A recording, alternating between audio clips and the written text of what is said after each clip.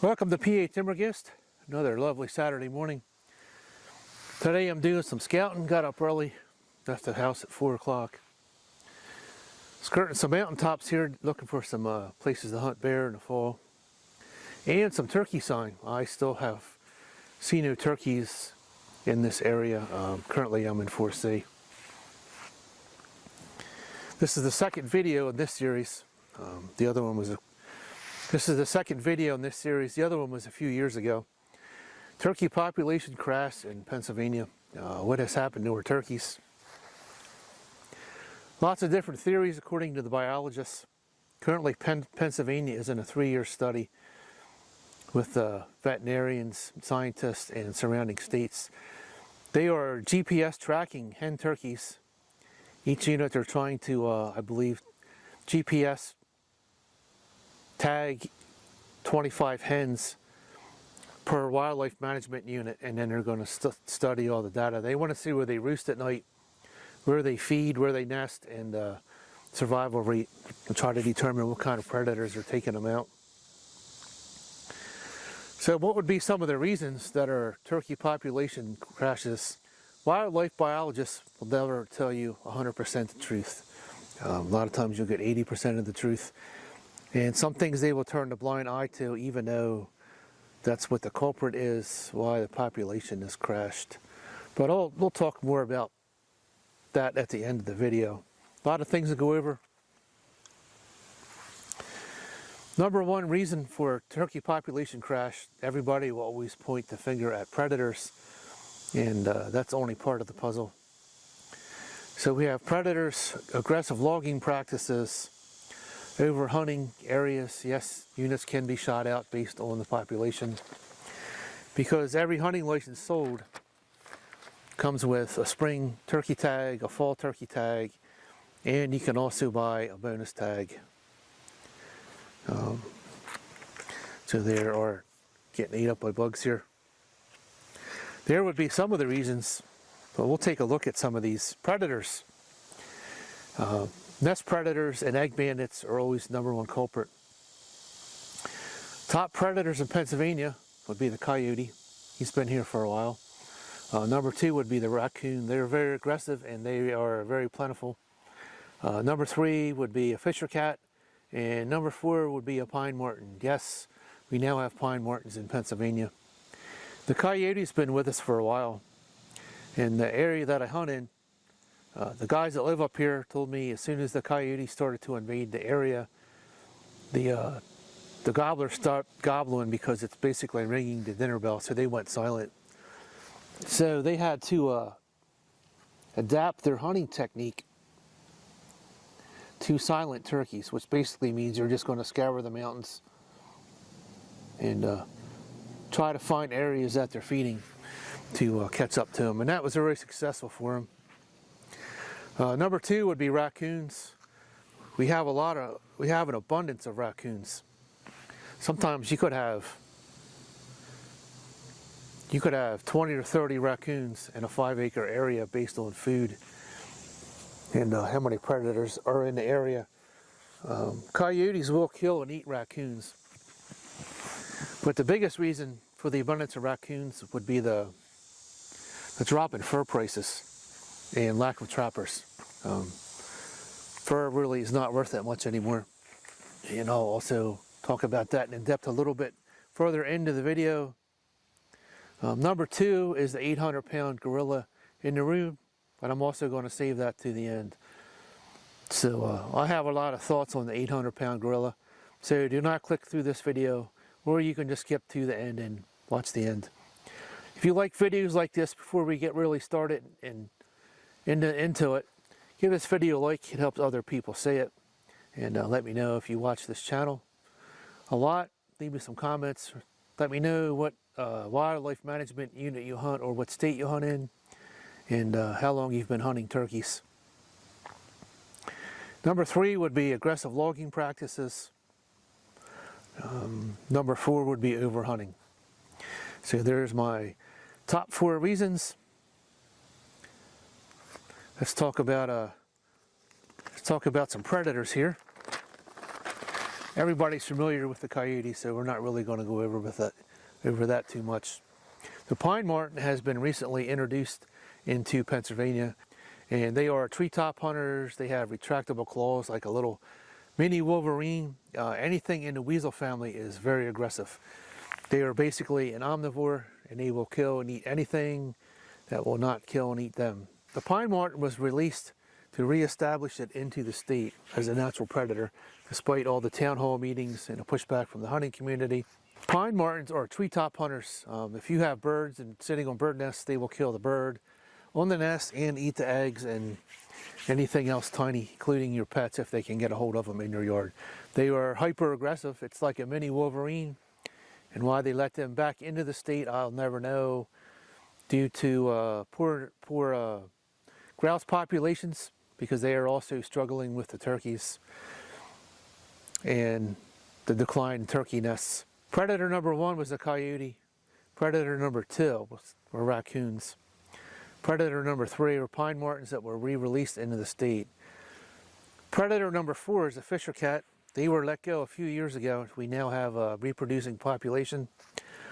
I think they released 50 pairs in the state. I recently saw a video where a hunter had his trail camera in Montgomery County in the backyard, and they had a picture of a fisher cat with a rabbit in its mouth.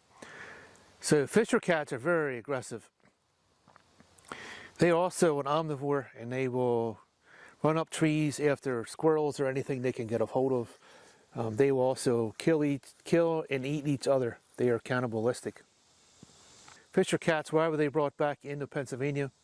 They were supposed to control the porcupine population. And I've seen more porcupines in the last 5 years than I ever have. And the areas I know, there is a fisher cat population that's quiet. There are no songbirds. There are no squirrels anymore. They pretty much decimated that area. And I have also called them in while turkey hunting in the spring. Turkey gobble is a dinner bell ringing for a fisher cat. They are the same as a Wolverine, but on a smaller scale to me. They were hyper aggressive. Wildlife biologists tested the fisher cat's stomach content from some trapped animals to see if they had any turkey remains inside of them, but they did it in the fall. So that was a biased or a controlled experiment with controlled results, should we say. If you would have did it in the spring when the turkeys are sitting on their nest, you would have found some eggshells in there and some remains of the hen on the nest. A sitting hen on the nest will not leave her nest. She will usually be killed by a predator on the nest, and her eggs will also be eaten. Okay, that was number 1. That was number 1, predators. Number 2, we're going to save for the end. Aggressive logging practices.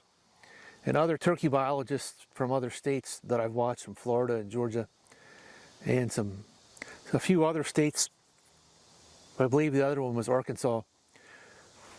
Aggressive logging practices in an attempt to improve the habitat. Most of the mountains that I hunt look like this behind me.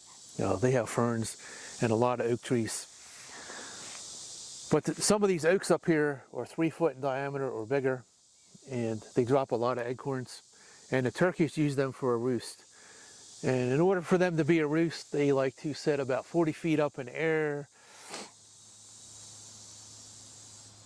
They need a horizontal limb to sit on. Turkeys have a claw on the bottom of their foot, so when they roost at night, so they don't fall off the tree, when they sit down, that claw digs into the branch and the front claws dig, so they're locked onto the branch. They usually like to roost 40, 50 feet in the air, so they have a 360-degree view all the way around them. And usually what will happen is when you spook them, they'll start putting at you and they'll fly all the way across the mountain to the next mountain. The area that I'm sitting in the past has always been a turkey roost, and I could come up on top of this mountain in the morning and there could be 100 or more turkeys up here. When you would bust them, they would take off in every direction. And it was kind of fun to watch. I did get 1 or 2 turkeys off of this mountain back in the 90s. So most of the big oaks in this area are red oaks. There was a few white oaks, but the majority of them are red oaks. And the number 1 tree that the timber harvest always focuses in on are the high dollar trees, which are 36 inches or bigger because they're worth a lot of money. Granted, something a lot of people don't take into consideration is that a mature oak will not drop acorns till it's 30 years old. So that puts it at a 3-foot in diameter oak tree. So that's a long time for them to drop acorns. But yet they're the ones that keep getting cut down. Usually what happens if the wildlife agency in Pennsylvania clear cuts, you actually end up with a poplar pole jungle, which you can't even walk through. And after 5 years, the light will no longer hit the ground. So I always question that. And it's a death trap for turkeys, because when the turkeys are in there and they get attacked by a predator, they can't take off because they can't fly through the saplings. I've heard that time and time again. The poults can't get through them, so all the poults get picked off, and even the hen will get picked off by a predator, depending upon which predator is after them. So over logging, there was a gentleman in Ohio. He's also a YouTuber. He runs a heavy equipment company. I'm going to plug my microphone in here. This is the second try because I ran out of power on the other one. Everything kind of died on me.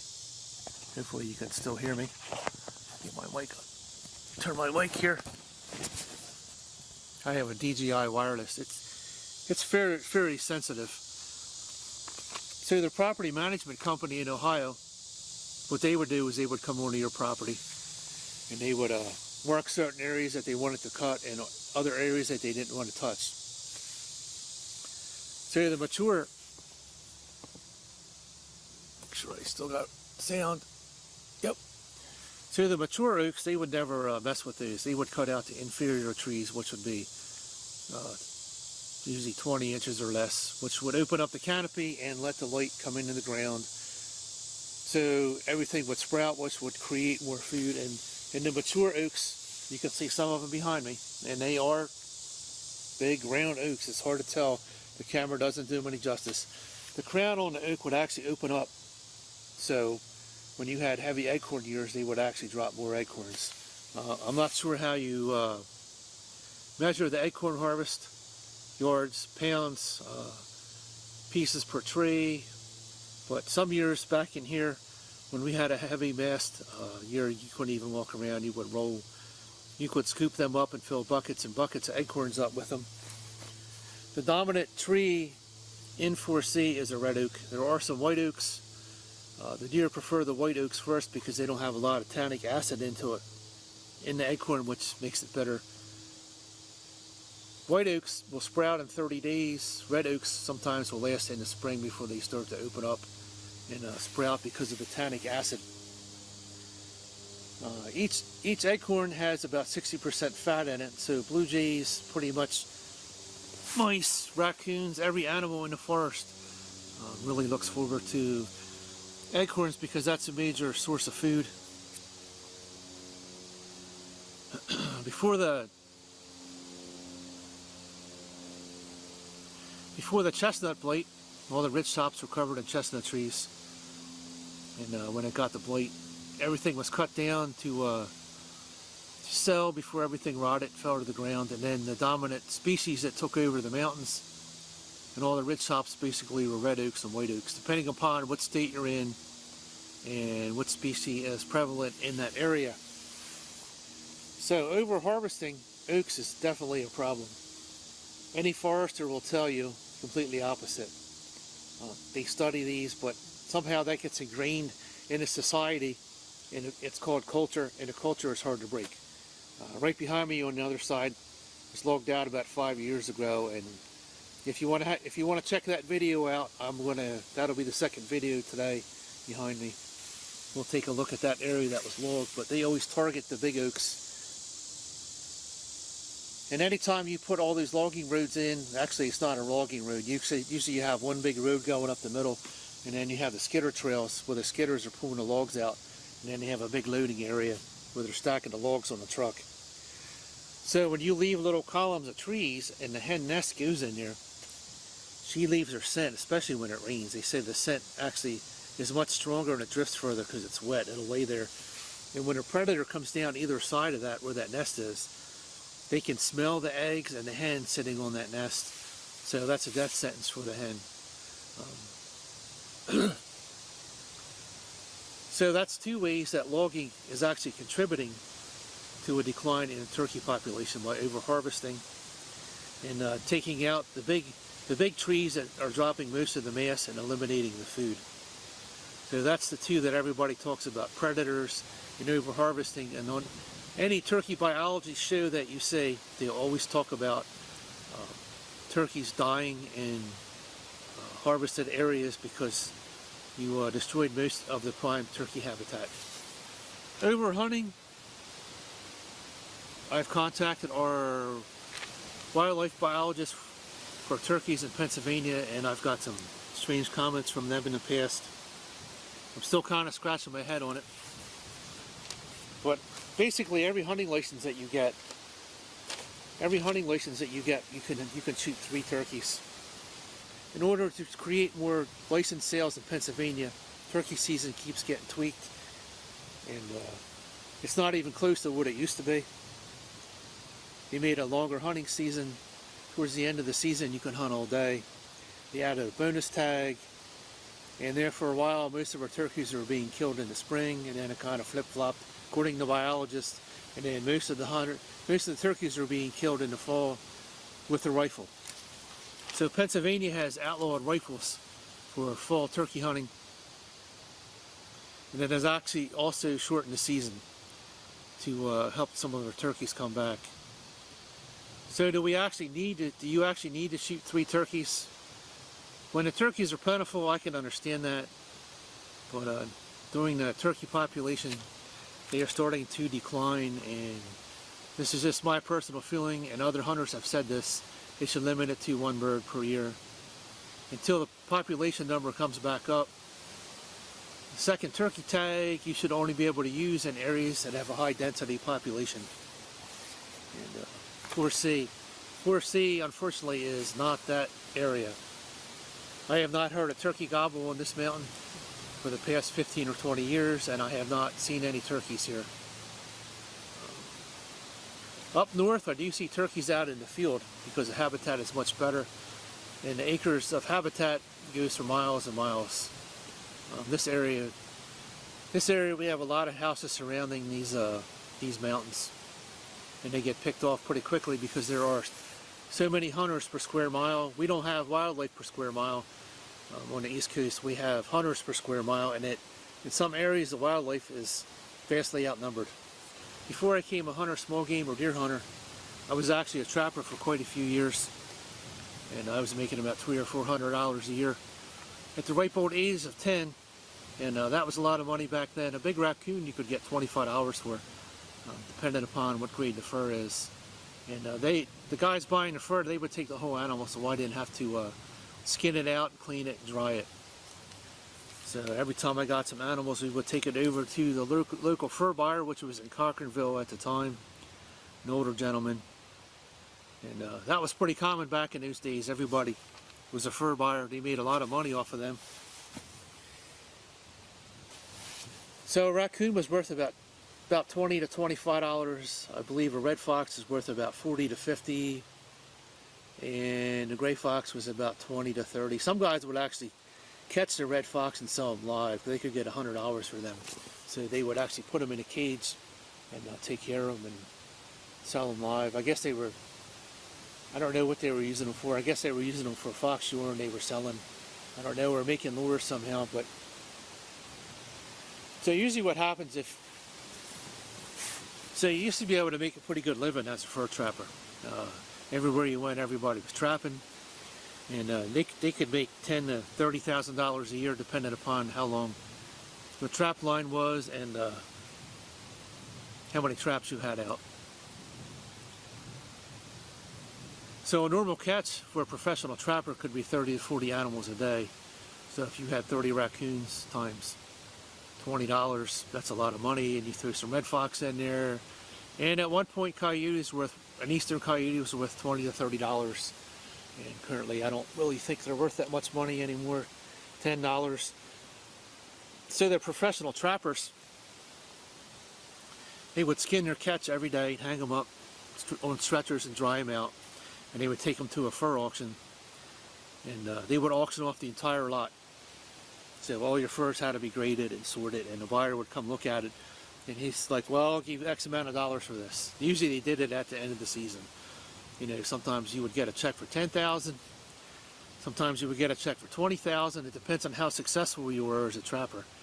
And that's why, one of the reasons why we had a lot of turkeys, because most of the nest predators were being picked off by the trappers. And the older generation trappers I ran into, they would actually tell me a lot. You don't realize how many predators were taken out, and how much it benefits wildlife. And at that time, I really didn't understand what he said, but now that I'm older, a lot of things that I've heard from the older guys, excuse me, even hunting make a lot of sense. But unfortunately, it takes 20 or 30 years to realize the wisdom that was shared with you, but you are not able to process what he said because you haven't had enough experience to. So, in a 5 to 10 acre lot, you could have 20 to 30 predators in that square.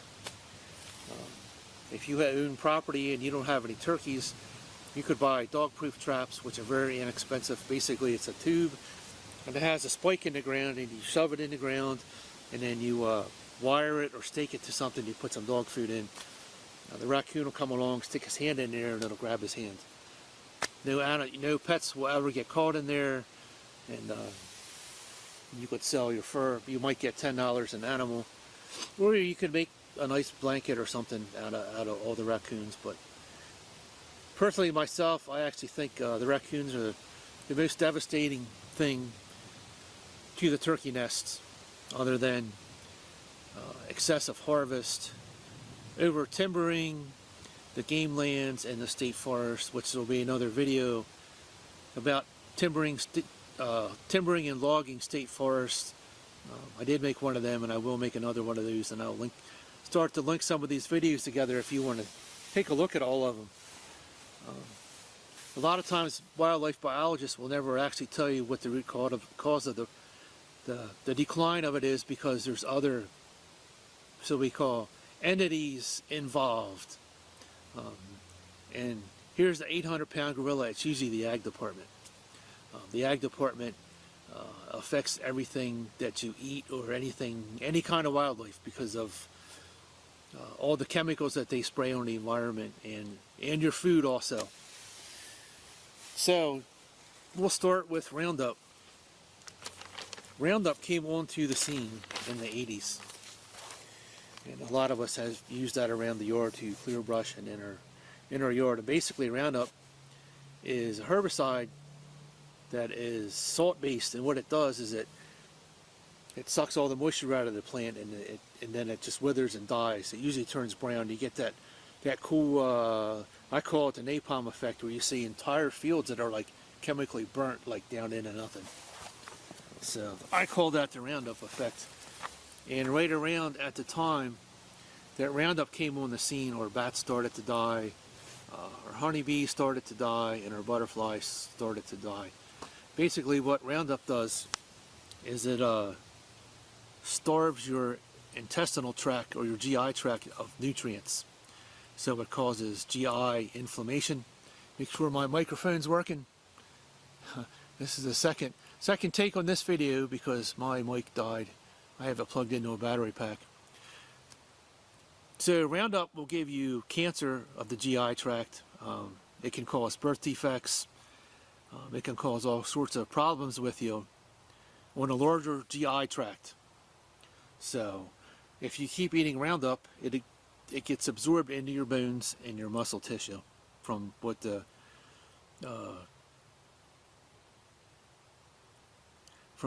Food and Drug Administration information I could find online. I will put a link to that in the video down in the comment section. I'm not going to put that in the description because it'll make the description too long. And it's some other links that also are part of this video. So any food that you eat that's a grain, you are eating Roundup. It's in Cheerios, bread, things that you're feeding your kids, and you think you're buying a clean product that doesn't have chemicals in it, but it does. Roundup is in everything. Generally a wheat crop will get sprayed twice. It'll get sprayed in the spring to clear the field all the way up to the time of harvest, which could be 3 or 4 months, and then they spray it again as a discontent, if I'm saying that correctly, over the wheat again to kill the mold on it. And it also makes the grain it dries the grain out, so it makes it hard. So it makes it easier to be processed through the combine. It actually flows better, and it kills the mold in there, which means the farmer will yield more bushels per acre. So grain products actually get hit twice. And I'm sure we all know somebody that has cancer, because cancer is very rampant. The other chemical that is in your food are pesticides. And the pesticide that I sprayed all of my gear with yesterday and dried is permethrin. And that's actually part of the pesticides. Yeah, I got bit by a horsefly on my head. Ouch. That was smarts. So permethrin is also a pesticide. Oh, I'm gonna put my hat on. He bit me right on my head. So permethrin is also a chemical they use in pesticides. Back in the 80s, their pesticides were, I believe they were sulfur based. But now the chemicals that they spray, how they're made is they spray it, some of it's part of the seed coating.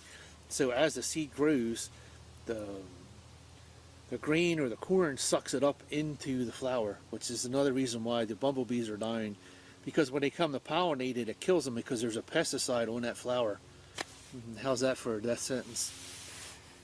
So anything that pollinates that flower is dying. Ouch, that really hurt. Whatever bit me, I got a knot up there.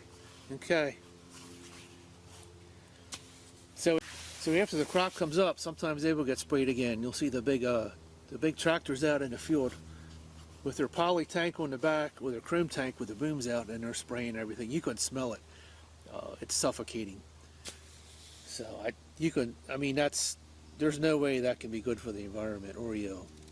So that's another reason why people get cancers, because there's another horsefly. That's another reason why people are getting cancer, because there's so many pesticides in your food. The most contaminated food, believe it or not, is the strawberry. I believe broccoli and cauliflower is right there, but the strawberry is number one, according to what I could find online, according to the FDA. So, all your food, no matter what you eat, either has Roundup in it or some kind of a pesticide. Our GI tract is fairly robust. So now turkeys eat bugs every day, and you can set your watch every day, and a flock of turkeys will come out and bug that field every time. So now the turkeys are out there, even the poults, and you're either eating bugs that have insecticide in it and Roundup, and it's killing some of them, but a wildlife biologist will never tell you that those two ag chemicals are killing your turkeys. And again, Roundup causes birth defects and low birth rates. So yes, that is affecting the turkeys also, but you'll never hear anybody say that ever. This morning I had a deer below me. Must have heard me talking, and it kind of went up around me. I wanted to see if it would snort at me, but I have the feeling that I'm being watched. There's probably some deer on this side of the hill. A lot of acorns here. Used to see a lot of deer here, and turkeys and bear. So anytime you see organic vegetables, you're always going to question that. Did they spray Roundup on the ground? Did they spray Roundup on the ground to prep the soil? Did they spray any kind of insecticide on it? Generally, that's all marketing. Anything you buy, unless you grow it in your yard and you know there's nothing on there, it's unhealthy.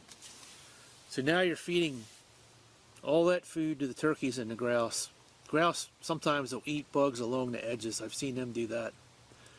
But most of the time the grouse are on top of these ridges. I think West Nile virus actually took out a lot of our grouse. And some of the turkeys, but the turkeys are more robust than the grouse. So that would be the 800-pound gorilla in the room, or the ag chemicals. But no matter what state you live in, your turkey biologist will never own up to that. The ag department is very powerful, and they're actually linked to pretty much everything in the state. So there are some thoughts on pesticides and Roundup in the environment. I would always put that above all the other reasons that our turkey population is crashing, other than West Nile virus, which I know that decimated our grouse population. Give this video a like. It helps other people see it. It helps the algorithm.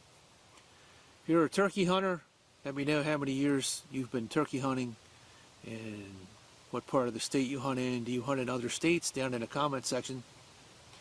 Hit that subscribe button to help my channel grow. If you're interested in videos like this, there will be a lot more coming. Videos like this take a lot of research, and this has taken me 2 or 3 months to track down all the information online.